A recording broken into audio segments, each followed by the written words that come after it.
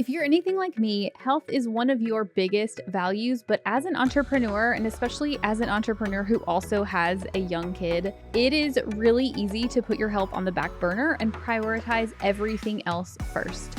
How often have you said to yourself, I'll start exercising more consistently after this busy time. I'll start getting better sleep. When I get to the next revenue milestone, I can work less hours. There's always something that seems like it comes before your health. So I will tell you that prioritizing my health and staying consistent has been one of the biggest challenges that I have ever faced in anything I've done. I personally find it easier to show up and work than I do to show up and exercise. But in the last year, I have lost almost 15 pounds. I have exercised consistently. I've gotten better sleep. Overall, I feel 10 times healthier than I did this time of year ago. So in this video, I'm going to talk about how I made the shift to start prioritizing my health, and I'm going to share 3 of my non-negotiable health habits. So first, I hope you know this, but I am not a health professional. I am a business owner. So as with all health things, go consult a professional. I just hope that this video gives you some inspiration for things that you might be able to implement quickly in your business to see some of the changes that I've seen in my own health journey. So before we dive into my habits that I've implemented, let's talk about what health actually is, because I think different people define the word health differently. For me, when I was younger, it definitely had a lot more to do with how I looked versus today, I'm in my mid 30s. Health is more about how I feel. Health is about how I show up for myself and in my business and for my family every day.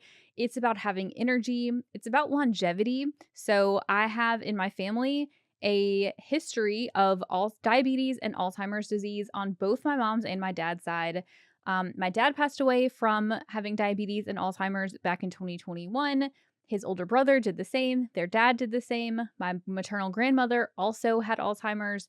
So this is something that I've just seen in a lot of family members. And even before I started my business, I was very into health. I was very into learning about different ways to prioritize your health, different ways to not get diabetes and Alzheimer's, frankly. And so prioritizing my health is so crucial because it impacts me today, but also in my 50s, 60s, 70s, hopefully 80s, 90s, well into my later years. So if we go back about a year ago, really a year and 2 months ago, back to last March 2023, I had a realization one day.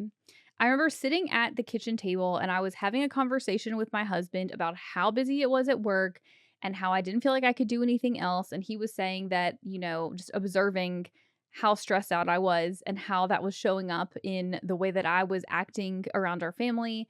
And he said to me, he said, this is all a choice. You're choosing to do these things. You're choosing to have your work structured and to do the things in your business that you're doing now. All of it is a choice. And I don't know what it was about that exact moment, but it finally clicked for me that it is a choice. The way that we set up our businesses is a choice that we have made. So when you say to yourself, I'm too busy to be able to exercise, I have to stay here and answer emails rather than leaving 20 minutes early and going for a walk. I have to stay and work through lunch. I can't get up away from my desk to get water. It is a choice that you are making. And a lot of times it's a choice that you're making out of fear that if you don't put everything you have into your business, that you won't be successful. So if you're like me and you have been having a hard time being consistent with your health game, whether it's exercise, food, sleep, whatever it is, think about the choices that you're making on a daily basis and ask yourself if you can start choosing something differently. Start with something small, make tiny habit changes, and before you know it, things will radically change in your life. So let's talk about the 3 non-negotiable health habits that I have implemented in the last year or so that I personally have found to be the most impactful to my everyday life. Habit number 1 is getting good sleep. So by good sleep, I mean getting at least 7 to 8 hours. I'm happiest when I'm at about 7.5 to 8 hours of sleep every night. Sleep is something that with all of my coaching clients, if they are talking about wanting to prioritize their health more, if they're talking about having energy issues and the way that they show up every day, I encourage them to get more sleep. I honestly used to stay up late all the time, like stay up until 11:30, 12 o'clock. When my kid wakes up, I kid you not, it's by 7 o'clock at the latest every single day. So if I'm going to bed at midnight, by the time I get changed, get into bed, and am able to fall asleep, I'm getting 6.5 hours of sleep, which is just not enough. So you function on that amount of sleep thinking you're doing okay. And it's not until you actually consistently get 7.5, 8 hours of sleep for a few weeks that you start to feel better. And then you realize how crappy it feels to not get sleep. So, one of the best things that I did to improve my sleep habits was get my Aura Ring, which I've had for over 2.5 years. And the insights it gives me into not just how well I sleep, but also how it impacts my stress levels and my resilience scores and my ability to, have good energy the next day is incredibly helpful. You can also make changes to your wind down routine. You can try different things out and you can see, really great feedback about how those changes impact your sleep for better or worse, but hopefully better. So one of the things I had to change in order to get to bed a little bit earlier and get to bed more consistently by, 10:30 or so is about when I'm going to sleep now, was I had to implement a wind down routine and I had to stop working after my son went to bed. So in olden days, I would put Jackson to bed and then I would come downstairs and maybe hop back on my computer for an hour or so, just knocking a few more things out because he'll go to bed at 7. And I'm thinking to myself, okay, I'm not working really late. But what I find now is that even when I'm working at 8:30 or 9 o'clock, I have a really hard time falling asleep on time. So getting consistent with a wind down routine, with the timing of when I go to bed, with not doing late work, even with not reading business type of books or listening to podcasts at night because they get my brain going, have been a few of the things that I've tested out for me personally that have helped me tremendously with getting more sleep. If you want to start somewhere with improving your health habits, highly, highly recommend prioritizing sleep first before you do anything else. Now, once I got good at sleep, the next habit that I worked on was daily movement.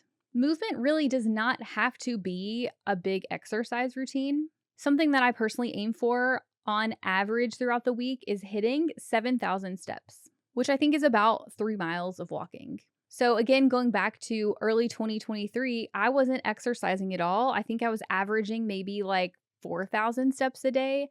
The first thing that I did was I started walking. I got up from my desk in the middle of the day just 2 times a week and I committed to doing a 10-minute walk, which was so easy that I had no excuse not to do that. Then after a couple weeks, those 2 walks a week felt really easy. And so I increased it to 3. Then I started going for longer walks. Then I started going almost every day. I hired a personal trainer because walking consistently started to feel that much easier. So for me, I've tried all kinds of group exercise classes and gyms and home workouts and morning and evening, and none of it was ever something I could consistently stick to. And I don't know what it is about having a personal trainer. Maybe it's the cost because it's honestly the most expensive option, but I work out consistently now when I have never worked out consistently in my life ever. So I'm coming up on like 9 or 10 months, I think, of doing this. Since last summer, I have exercised 3 times a week with a personal trainer. I have become so consistent, but it didn't start off with me exercising 3 times a week and now sometimes more with yoga and running and all these other things. It started with walking, and walking is something that I still do on a regular basis to this day. I also maintain that getting outside and walking can improve basically any situation. So, anytime I feel stressed or anxious or sad or angry or anything, or even just happy, I love to go outside, get some fresh air. It's a really great reset in the middle of your workday. So, the third habit that I implemented once exercise became easy was meal planning. I still hate meal planning. I do not like that I have to do it, but I have not found a substitute, y'all, for having a meal plan for the whole family for the week. Now, there are times when I have gone and gotten, meal prepped food, primarily for lunches, because I tend to struggle the most with lunches.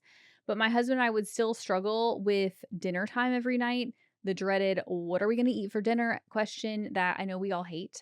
And the only way that I've really found to get around that, to have dinner not be a stressful event, to not have to eat takeout all the time, to not end up eating junk food and grilled cheeses, which would make my 4-year-old very happy if we ate nothing but grilled cheeses every meal.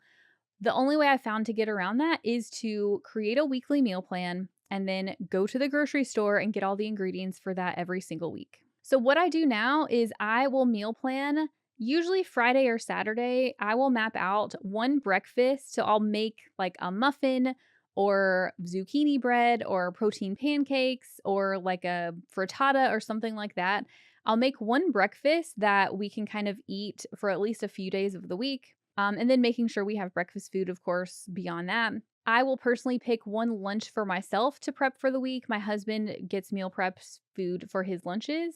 And then I will pick 2 dinners that I'm going to cook that make leftovers. So I'm only cooking twice, but we eat at least, 2 times each meal.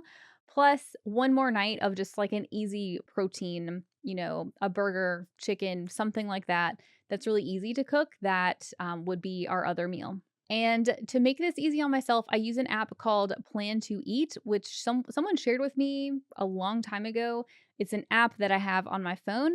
I put in all the recipes. I put in, which days we're going to eat the recipes on, and then it will create a shopping list for me, organized by section of the grocery store.